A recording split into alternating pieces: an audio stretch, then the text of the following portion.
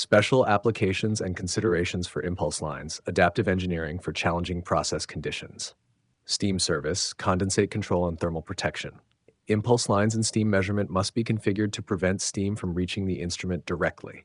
This is achieved by creating stable condensate reference points through the use of seal pots.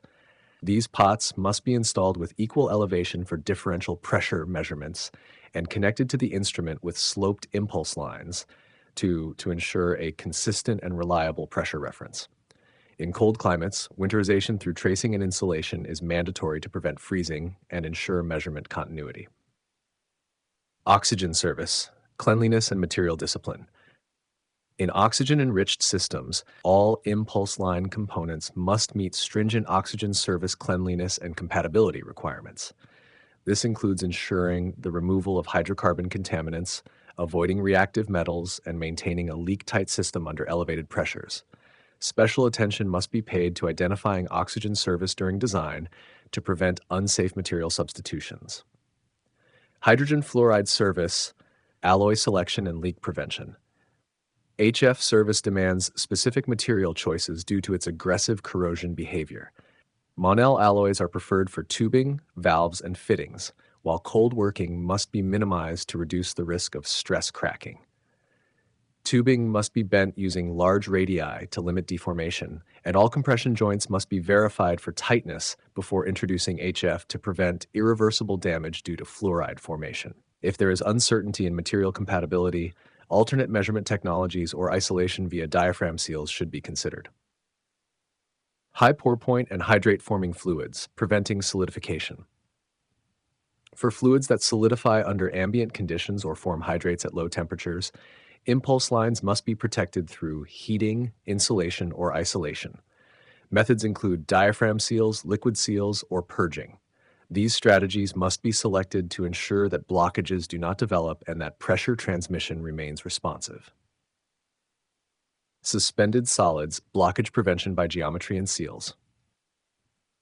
In fluids with entrained solids, design must prevent particulate settling in tappings or impulse lines.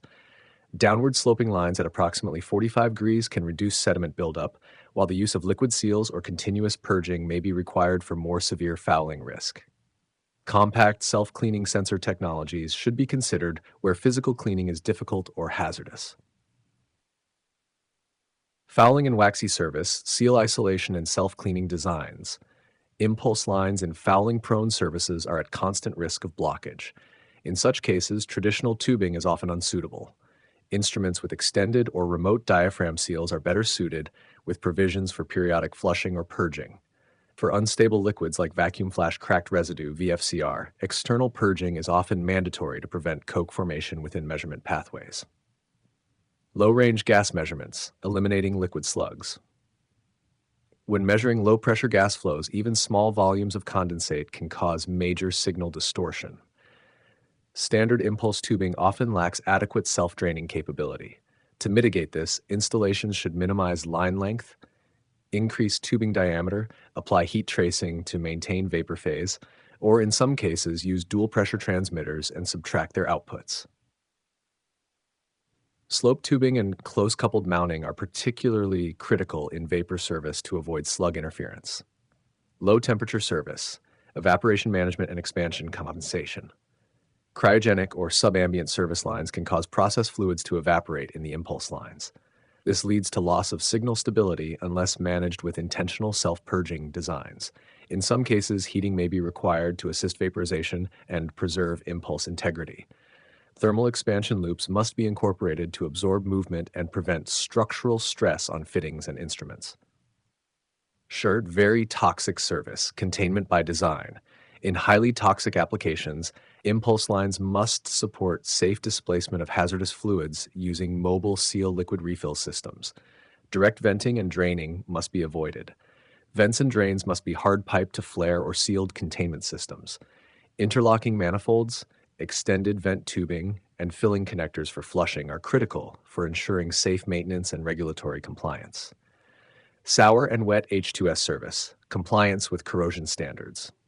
In sour gas environments, materials in contact with water or aqueous condensate must comply with standards such as ISO 15156 or equivalent. Compression fittings, valves, and tubing must be reviewed for hardness and material composition, especially where ferrules or sealing components are involved. When standard components cannot meet sour service standards, alternatives must be reviewed and approved by engineering authority. Conclusion: tailored solutions for complex measurement environments. Impulse line designs in special applications must go beyond standard practices to address the chemical, thermal, and physical challenges of the process fluid. From managing freezing or coking to ensuring safety in toxic or corrosive services, each application requires a deliberate combination of material selection, geometry, isolation, and fail-safe features. Adapting the impulse line strategy to match process risk not only protects measurement reliability, but also safeguards operators, equipment, and the environment. Sealing and purging, ensuring measurement integrity through isolation and contamination control. Liquid seals, stabilizing reference conditions with purpose-built fluids. Sealing with a stable, non-reactive liquid is essential where impulse lines must be isolated from aggressive, fouling, or gas-evolving process fluids. The seal liquid must be chemically compatible with the process, maintain a consistent density under operating conditions, and resist evaporation, freezing, or polymerization. Selection of the appropriate seal liquid involves considering its stability in contact with process fluids, e.g., no reaction with H2S, its effect on the process, e.g., no catalyst poisoning, and practical aspects such as viscosity, cost, environmental impact, and ease of handling. Water, glycol, glycerine, and silicone oil are commonly used, with water being favored for its safety, availability, and chemical neutrality in many systems. The seal liquid must be denser than any process component it may contact to prevent displacement, and its viscosity should not exceed 200 mm² to ensure responsive transmission of pressure changes. In installations using sealing liquids, a permanent nameplate must display seal liquid type, density, and wet leg height to ensure correct maintenance and calibration. Wet leg applications. Elevation-driven differential accuracy. In level measurement applications using wet legs, seal liquid configuration is critical to avoiding drift or zero offset. The reference and measurement legs may use the same or different liquids depending on transmitter elevation and system behavior. Elevation differences greater than 150 millimeters introduce additional hydraulic head that must be precisely managed with seal pots and accurate LRV calculations. Fluctuations in seal liquid density due to temperature change or fluid degradation can introduce significant measurement error. This is especially true if the liquid absorbs gases like hydrogen or evaporates under blanket gas conditions. Where such variations are anticipated, the system should allow in situ calibration at operating pressure using equalizing lines or remote communication to adjust LRV and URV based on observed densities. Diaphragm seals, isolation without impulse lines. For highly fouling, waxy, or corrosive surfaces, diaphragm seals replace traditional impulse lines by providing a direct filled link between the process and the sensor. Where reducers are required between the diaphragm and the nozzle, they must be eccentric and flush-mounted to avoid fluid accumulation.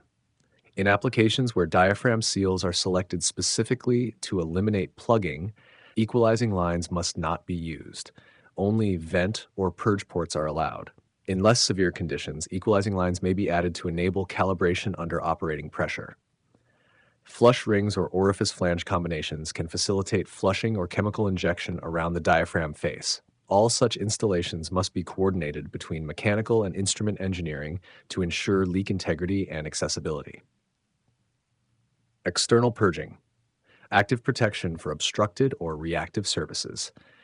When impulse lines are at risk of plugging or when condensation or vaporization cannot be managed passively, external purging may be employed. This involves injecting a clean, inert fluid, typically a gas or low viscosity liquid, into the impulse lines at a low, constant flow rate. Purge fluids must be non-reactive, single-phase, and free from solids. Their supply pressure must remain consistently above process pressure, but below equipment design limits. Injection points should be located as close as possible to the process tapping to minimize measurement error from pressure drop. A complete purge system includes filters, check valves, and tamper-resistant control valves. Flow may be controlled by restriction orifices or self-regulating devices. Each purge line must terminate safely and visibly, allowing detection of failure or blockage. Self-purging, passive design for continuous fluid displacement. In cryogenic or vaporizing services, impulse lines may self-purge as the fluid evaporates due to ambient heat input. These systems must be carefully designed with vertical drops, horizontal sloped runs, and selective insulation or heating to control where vaporization occurs. If all components of the process liquid evaporate under all conditions, a bare impulse line segment may be used to facilitate self-purging. If heavy components remain, heating and insulation must be added to ensure full evaporation and avoid measurement lag or blockage. Direct-mounted instruments are generally unsuitable for self-purging applications due to thermal exposure risks and limited separation between electronics and the process fluid. Conclusion: fluid isolation as a measurement strategy. Sealing and purging are not merely accessories, they are active components of a well-engineered measurement system. Whether isolating toxic fluids, preventing freezing, avoiding fouling, or stabilizing reference pressures, these strategies must be tailored to the fluid environment and accuracy requirements of each application. A properly sealed or purged impulse line ensures that the instrument receives only the signal it is designed to measure, free of distortion, contamination, or obstruction.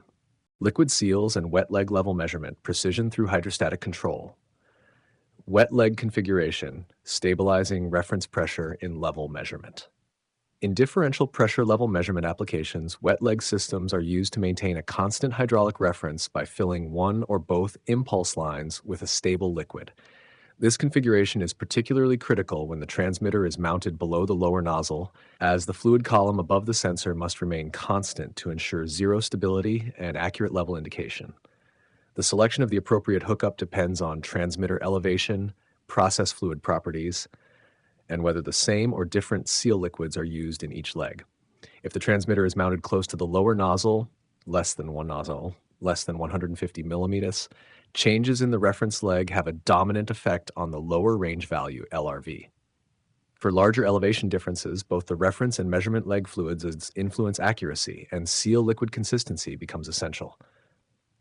Seal liquid selection, managing density stability and system pressure. Seal liquids in wet leg systems must meet stringent requirements. They must be chemically stable in the presence of process vapors, have predictable thermal expansion behavior, and retain density across operating conditions. Fluids that absorb gases, e.g., hydrogen, or that exhibit high volatility, must be avoided, as they can lead to overflow, evaporation, or sudden loss of reference head, resulting in significant zero shift. Temperature-induced density variation is a key source of error.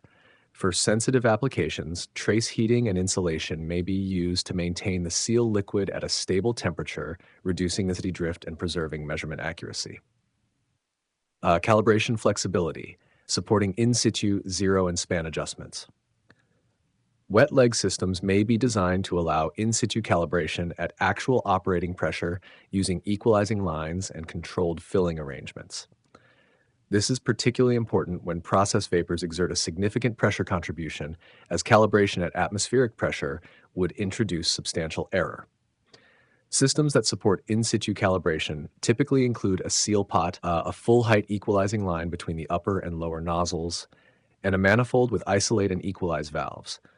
These elements allow technicians to simulate known liquid heights under pressurized conditions, verify LRV and URV points, and adjust smart transmitters accordingly. Where in situ calibration is not required, simpler hookups can be used. However, the design must still protect against reference leg losses and provide clear instructions for field verification, especially when non-intelligent transmitters are installed. Manifold and valve configuration, ensuring isolation and preventing cross-contamination. Manifolds used in wet leg applications must be selected to match the calibration and maintenance requirements. Configurations without equalizing valves are preferred when different seal liquids are used in each leg to prevent unintended mixing. When both legs use the same process seal liquid, equalizing manifolds may be acceptable, provided they support controlled pressurization during calibration. Valve arrangements must include secure isolation and venting capability. Where wet legs are filled with process fluid, seal pots are required in both measurement and reference legs. When seal liquids are used, the pot is only needed in the leg containing the substitute fluid. Vent valves on these pots allow for overflow protection and air removal during filling. System layout and elevation, physical design driving measurement accuracy. Installation drawings must clearly show the elevation relationships between nozzle connections, transmitter location, and wet leg height. These geometric parameters directly affect the LRV and URV calculations and must be maintained consistently during design and construction. Seal liquid height must be sufficient to ensure that the reference leg remains filled during all normal and abnormal conditions, even if process pressure drops or the vessel is emptied. Improper seal leg design can result in inconsistent pressure references, leading to drift, inaccuracy, and misinterpretation of level. Conclusion: liquid seals as hydraulic anchors for stable level sensing. Wet leg configurations rely on precise control of fluid columns to create stable, repeatable measurement references in pressurized vessels. Whether using processed liquid or dedicated seal fluids, the system must be thermally stable, contamination resistant, and support accurate calibration. Correct selection of valve types, transmitter elevation, and hookup geometry ensures that what the instrument reads reflects true liquid level, no matter how complex the operating environment.